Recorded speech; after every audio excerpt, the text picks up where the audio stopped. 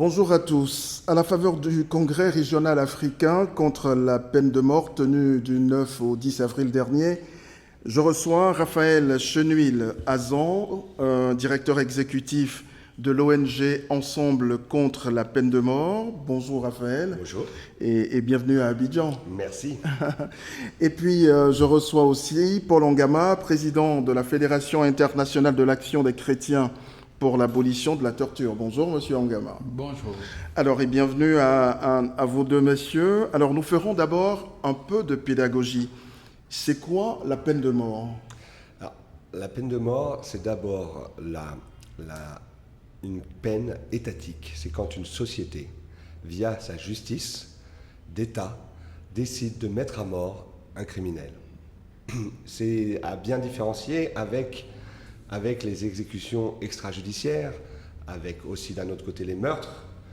On est dans le formel, on est dans le légal. C'est la légalisation d'un meurtre d'État. Vous en avez une autre explication de la peine de mort? La peine de mort, c'est une décision qui est parfaitement légale, qui est décidée par un tribunal régulièrement constitué et qui doit suivre les voies de la justice équitable. Est-ce que vous avez l'impression que la peine de mort, c'est quelque chose de déshumanisant pour l'individu? Et c'est pour ça que vous vous battez pour son abolition? Si on se bat, c'est parce que c'est véritablement déshumanisant. L'homme, sa fonction essentielle, c'est la dignité. Et si vous lui arrachez sa dignité, on a le droit de nous battre pour faire véritablement la promotion de la vie. Alors, la plupart du temps, ce sont des criminels qu'on condamne à la peine de mort. Eux, ils donnent la mort à d'autres. Et en retour, vous vous battez pour que cette décision, on l'abolisse. Pourquoi? Alors, déjà, je vais commencer. Vous avez dit la plupart du temps. La plupart du temps veut dire aussi que très souvent, il y a dans les codes pénaux des pays, les codes pénals de nombreux pays, des crimes qui ne sont pas des crimes de sang et qui sont punis de mort. Donc, où commence et où se termine la criminalité? C'est une question que je peux renvoyer à vos téléspectateurs, sachant que de très grands nombres, la majorité d'ailleurs des exécutions dans le monde, pas forcément en Afrique, mais dans le monde, le sont pour du trafic de drogue, et souvent pour des petites quantités, en particulier en Asie du Sud-Est ou dans le monde arabe. Donc certains aussi, c'est pour à un moment en Chine, il y avait pour trafic de peau de panda, on était condamné à mort. Un Nigérian, il y a 3 jours ou 4 jours, a été condamné à mort dans un état du Sud-Est pour braquage sans meurtre. Il a volé 6 bouteilles de bière et un paquet de cigarettes. Alors certes, il a fait un braquage armé, mais... Ça ne mérite pas la peine de mort. Et je crois qu'il faut sortir sur la question de mériter, pas mériter. C'est qu'effectivement, il y a aussi des condamnés à mort qui sont des criminels de sang, qui ont versé le sang. La vraie question est, il faut arriver intellectuellement, philosophiquement, à sortir du débat sur est-ce que cette personne mérite ou est-ce qu'un tel ne mérite pas. Alors, quel aujourd'hui l'état des lieux qu'on fait de la pratique de la peine de mort? Vous en parliez tout à l'heure. Mais aujourd'hui, le mouvement abolitionniste a-t-il pu avancer véritablement en Afrique comme vous l'auriez souhaité? Si aujourd'hui on devrait faire l'état des lieux des pays qui continuent de pratiquer la peine de mort, ceux qui l'ont abolie, qu'est-ce que vous diriez, Paul Ongama? Avant de faire l'état des lieux en Afrique, particulièrement, je voulais dire tout simplement que vous parliez de criminels tout à l'heure. Tout le monde condamne l'acte de criminalité. Si nous, les humains, nous condamnons ceux qui ôtent la vie à leurs semblables, mais qu'est-ce que nous faisons quand un État vient à leur ôter la vie? Nous disons que ça, c'est mal. Et puis, on fait la même chose. On n'a pas avancé. Alors aujourd'hui, est-ce qu'on a avancé sur cette question en Afrique, selon vous? En Afrique, on a avancé sur cette question. Concrètement? Concrètement, jusqu'en 1990, il n'y avait qu'un seul État abolitionniste sur le continent africain, le Cap-Vert. Aujourd'hui, en 2018, nous avons un état des lieux qui donne 20 États africains qui ont aboli en droit la peine de mort, 19 qui appliquent un moratoire sur les exécutions et 16, ça peut dépendre, qui encore sont rétentionnistes, c'est-à-dire appliquent la peine de mort. Alors comment expliquer cette réticence à franchir le pas, à abolir la peine de mort que vous jugez déshumanisant en fait, pour l'homme? Alors, moi, je rebondirais, vous me posez la question de la réticence, moi, je continuerai à accentuer l'optimisme. On est quand même peut-être la question des droits de l'homme qui a le plus avancé depuis les 30 dernières années sur toute la scène internationale. C'est quand même assez incroyable. Tous les ans, il y a un pays qui abolit la peine de mort. Peu de questions de droits de l'homme ont autant avancé. Peut-être ces dernières années, une conscientisation internationale sur le droit des femmes et l'égalité homme-femme a autant avancé. Mais sinon, c'est une force qui aujourd'hui est inexorable. Alors après, vous me posez la question, et les derniers qui ne veulent pas abolir, mais pourquoi? Ouais. Qu'est-ce qui les empêche Qu'est-ce d'abolir? qui explique cette lenteur-là à se décider à franchir le pas? Parce qu'on est dans un combat, encore une fois, philosophique, moral, pas entre le bien et le mal. C'est pas ces questions-là. On est dans un combat entre les pulsions, l'émotion et la raison. Les pulsions, l'émotion, quand vous parliez de mériter, on est sur de la vengeance. Soit de la vengeance, ça peut se comprendre d'une famille qui a perdu, une femme qui a perdu son mari, ou un enfant. Mais pourquoi la société tout entière devrait se venger au nom de cette victime? Et il y a cette pulsion de mort, et à l'inverse, cette raison, la raison qui ramène, et tous les arguments sont en faveur de l'abolition de la peine de mort. La dissuasion, la peine de mort n'est pas dissuasive. La torture, la peine de mort est une torture. Il faut être allé une fois dans les couloirs de la mort. Il faut avoir discuté une fois avec un condamné à mort ou avec une famille. Mais en même temps, les criminels, hein, quand ils veulent donner la mort à quelqu'un, ils ne se posent pas de questions. Et bien sûr, mais c'est pas parce qu'un criminel est un fou, est un criminel, que l'on doit nous-mêmes devenir fous et criminels. Ça serait rendre le monde fou. C'est Mandela qui disait un œil pour un œil et le monde devient aveugle. On est dans cette logique. On s'installe dans la logique qu'il faut faire souffrir et qu'il faut tuer le criminel pour lui montrer que tuer c'est mal. On ne montre rien du tout, surtout. Alors, aujourd'hui, on est dans une situation où il y a beaucoup de terroristes. On parle de terrorisme djihadiste, des gens qui ne vivent que pour donner la mort. Voilà. Est-ce que vous plaiderez également l'abolition, la non-prononciation de la peine de mort pour ces gens qui n'ont aucune pitié pour la vie humaine?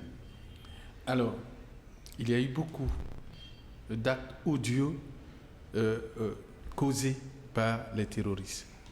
C'est un fait. Mais il faut savoir qu'en règle générale, quand quelqu'un décide d'aller commettre des actes terroristes, il ne se pose pas de question s'il va survivre. Et celui qui survit, peut-être c'est plus intéressant de pouvoir chercher à connaître les causes de l'acte qu'il a posé pour éviter que de tels actes arrivent. Mais la plupart du temps, ce sont des gens qui sont désespérés. Ce sont des gens qui sont instrumentalisés. La vocation d'un État, c'est d'éduquer. Ce n'est pas de se venger de ses citoyens. Est-ce qu'un État se pose toujours la question de savoir qu'est-ce que je fais pour que je puisse avoir des terroristes au lieu de personnes qui soient là pour développer l'État, pour aller vers les causes qui en valent la peine? Ouais, peut-être je pourrais rajouter aussi quand même sur la question du terrorisme, qui est une question internationale forte. Effectivement, vous avez raison de soulever ce sujet. D'abord, le terroriste, surtout aujourd'hui, le terrorisme actuel, c'est un homme qui est en combat, c'est des groupes armés d'hommes qui sont dans un combat de valeurs contre les valeurs universelles qui fondent nos sociétés. Et ils veulent nous faire tomber dans un piège. Le piège de nous, on est des barbares, devenez des barbares comme nous. On va vous transformer en barbares. Eh bien non, nous ne deviendrons pas des barbares. Et je rajouterai une dernière chose, le terroriste, il n'a pas peur de la mort. Il la recherche. En l'exécutant, on valide, On cautionne. on cautionne, on le rend martyr, on le rend shahid en arabe. On le rend, finalement, il a ce qu'il cherche. Eh bien non, moi je ne veux pas lui donner ce qu'il cherche, je veux garder les valeurs de nos sociétés. Alors, aujourd'hui, dans ce combat-là, est-ce que vous avez l'impression que les sociétés civiles bougent plus que les États? On a vu à la fin de ce séminaire, il y a eu de ce congrès, pardon, il y a eu un concert que vous, les organisateurs, vous avez offert, un concert animé par Kadjim, une vedette de la chanson ivoirienne qui se bat également pour cette cause-là. Est-ce qu'aujourd'hui la prise de conscience vient plus de la société civile que des États? Ah oui, très clairement, la société civile et le rôle de la société civile, c'est de botter les fesses des États quand ils sont trop lents, quand ils regardent ailleurs ou quand ils ne veulent pas voir l'évidence. Alors certains États, et beaucoup d'États, les États abolitionnistes de longue date sont fer de lance, parce qu'il faut rappeler, c'est d'abord une décision politique, c'est le rôle des États de porter l'abolition. Mais d'autres sont plus timides. Il faut aller les chercher. Il faut aller les chercher. Alors cette timidité s'explique aussi parce que de l'autre côté, dans le camp d'en face, il y a beaucoup de, je dirais, de diplomatie importante, économiquement importante. Je pense à l'Arabie Saoudite, je pense à l'Iran, je pense à la Chine. Les États-Unis, mais de moins en moins. On pourrait peut-être y revenir, mais de moins en moins. Ce sont des poids lourds, politiques et surtout économiques. Et donc, je comprends, il ne faut pas se fâcher avec les poids lourds, mais ce n'est pas parce qu'on commerce avec un pays qu'on ne doit pas lui dire que l'on n'est pas d'accord avec ses pratiques qui vont contre les droits de l'homme et contre nos valeurs. Est-ce qu'aujourd'hui je voulais rebondir sur la question pour dire que nous, au niveau de la société civile, nous ne faisons que rappeler à nos États des engagements qu'ils ont pris. Ils ont admis dans tous leurs tests, en règle générale, le droit à la vie. Si tant est que le droit à la vie est universellement admis, pourquoi donner la peine de mort? C'est une pure contradiction. Et donc, au nom de cela, nous demandons à nos États de respecter d'abord leur engagement. Et sur cette base, nous nous mobilisons pour faire de la sensibilisation, pour faire du plaidoyer, de sorte qu'on puisse arriver à l'abolition de la peine de mort au niveau des différents États. Paul Ngama, puisque vous avez la parole, vous la gardez. Est-ce qu'aujourd'hui, en Côte d'Ivoire, quel état des lieux en faites-vous? Récemment, la Côte d'Ivoire est devenue également État abolitionniste. Il y a eu du chemin. Il y a eu du chemin. Il faut reconnaître que depuis l'indépendance de la Côte d'Ivoire, la Côte d'Ivoire était un État abolitionniste de fait. Depuis le premier président Félix Houphouët-Boigny qui disait de façon régulière « je ne veux pas verser une goutte de sang », il était abolitionniste de fait. Il y a eu une douzaine de condamnations à mort en Côte d'Ivoire, mais il n'y a jamais eu d'exécution. Et puis en 2000, ça a été l'abolition en droit par la Constitution de 2000, réaffirmée par la Constitution de 2016. Aujourd'hui, ce qu'on demande à la Côte d'Ivoire, c'est de pouvoir mettre un verrou à cette abolition de la peine de mort en ratifiant le deuxième protocole au Pacte international relatif aux droits civils et politiques. C'est le seul instrument international qui met fin définitivement à l'exécution de la peine de mort, à l'application de la peine de mort. J'ai quand même une question pour Raphaël Hazan. Est-ce qu'aujourd'hui, les opinions nationales comprennent le sens de votre combat à vous? C'est plus difficile parce que c'est un combat complexe. C'est un combat, comme je disais, de la raison sur l'émotion, et souvent, l'opinion va plus avoir tendance à aller vers l'émotion. Mais de plus en plus, les opinions publiques africaines, les opinions publiques internationales se comprennent. Alors, l'opinion publique africaine, elle est aussi de culture africaine, et avec leurs différences. Afrique de l'Est, Afrique de l'Ouest, Afrique australe, évidemment. Et on a eu, dans nos débats, dans nos discussions pendant le congrès régional, un débat intéressant sur le rôle des colonisations, sur cette thématique de la peine de mort, et quel était l'état des lieux avant les colonisations, quelles étaient les pratiques. Et on nous a montré qu'effectivement, on la pratique. aussi bien dans toute l'Afrique, était assez peu tourné vers la peine de mort et beaucoup plus tourné vers des logiques de bannissement de la tribu.